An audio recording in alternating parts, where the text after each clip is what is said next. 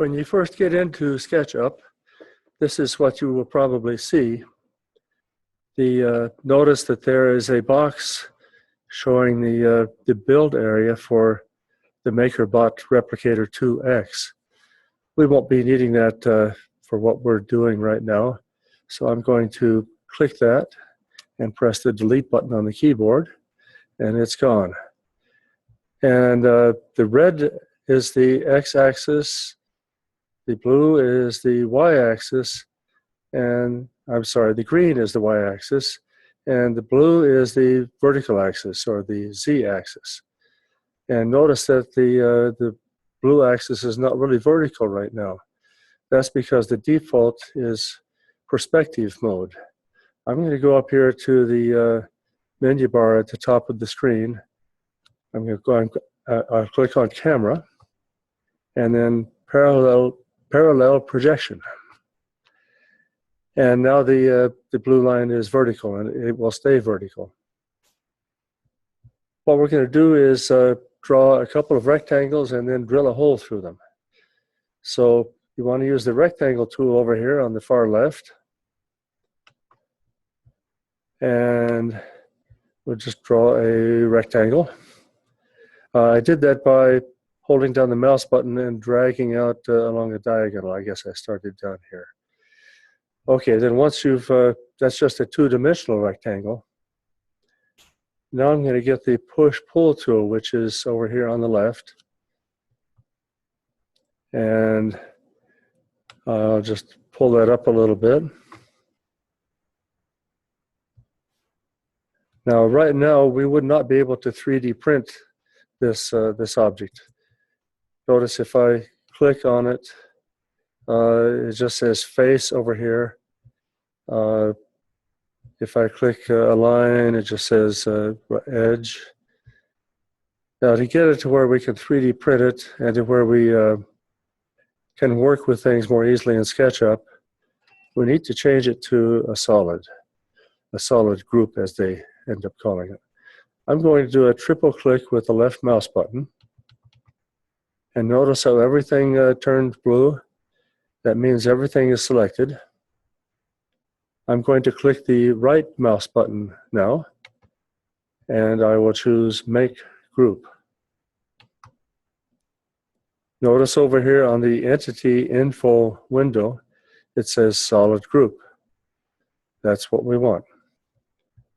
Next, I'm going to draw a rectangular solid, I should say, on top of the existing rectangular solid. And that's a two-dimensional object right now. If we hadn't first made this one a solid, the first rectangular solid, then drawing lines on top of it would usually mess things up. Normally, you want to turn things into solids each step of the way. And then when you are done, you can combine all those solids into one solid. Okay, push-pull tool again. We'll raise that up a little bit.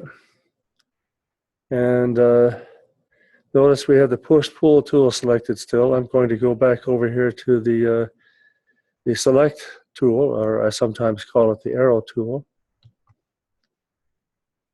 And I'm going to do a triple click on this small solid. And again, right click, make group. Now I'm going to select both solids and then combine them into one solid. I'll start up here, and I'm going to draw a diagonal this way, which will end up making a box around both of those solids. Okay, now they are both selected. Notice it says two solid groups. I happen to have the outer shell icon here on the toolbar. If it doesn't appear on your screen, you can always go to Tools and choose Outer Shell. Okay, so I'll click on the outer shell icon, and notice it says one group. Now I'm going to on purpose, do something that isn't going to work here. I got the circle tool. I guess the hand is quicker than the eye. The circle tool is over here. I clicked on that and dragged out a circle over here. Now I'm going to do I'm going to use the push-pull tool, and I'm going to pull that down. And I was hoping to get a hole, but there is no hole. I'm going to hide the rectangular solid so that you can see what happened. See, we got a cylindrical solid here, but it didn't drill a hole. Now to hide that, I clicked on the right mouse button that shows hide. I'm going to unhide things now. Edit, unhide all. I'm going to do some undos up here. So I'll click that left pointing blue arrow. Oh, it's going to undo all the hiding and stuff that we did.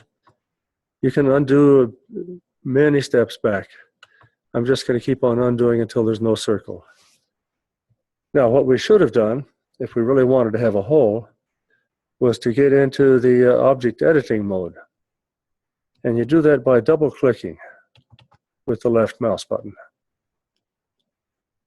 I'm going to get the circle tool. Now notice that there's dotted lines around this.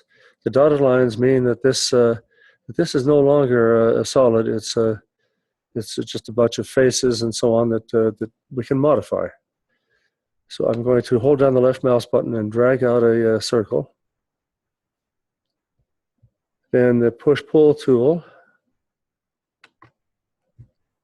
And the tip of the little red arrow goes inside the circle. And notice if I just keep on going, we get this goofy thing. What you want to do is select some point along the bottom edge here. Even over here would work. In fact, I'll do over here. And that has told SketchUp that we want this hole to stop at the elevation that this line is at. I'm going to use the orbit tool, which is over here. It's a little green and red arrows. Now this allows us to tilt the object that we're creating.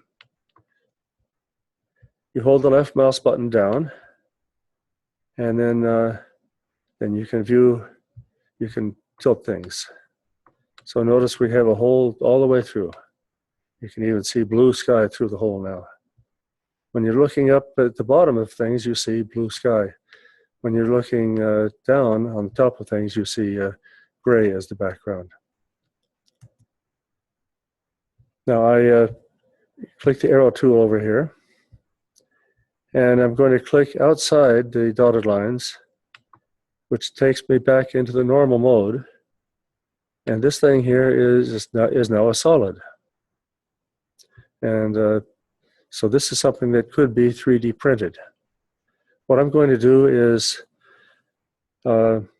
export this now as an STL file. STL stands for stereolithography, and it's a type of file that has been used before 3D printing. I'm guessing for numerically controlled machines or something, just a guess. So I'll go File, Export STL. Now you have to have requested the Export STL extension from the extension warehouse. Okay, Export STL. And the 3D printer works in terms of millimeters. The file format doesn't really matter down here. If you had inches up here, the MakerBot software is smart enough to know, hey, you probably meant millimeters instead of inches. And if we only wanted to export part of our drawing, we'd put a check mark here, but this time we want to export everything.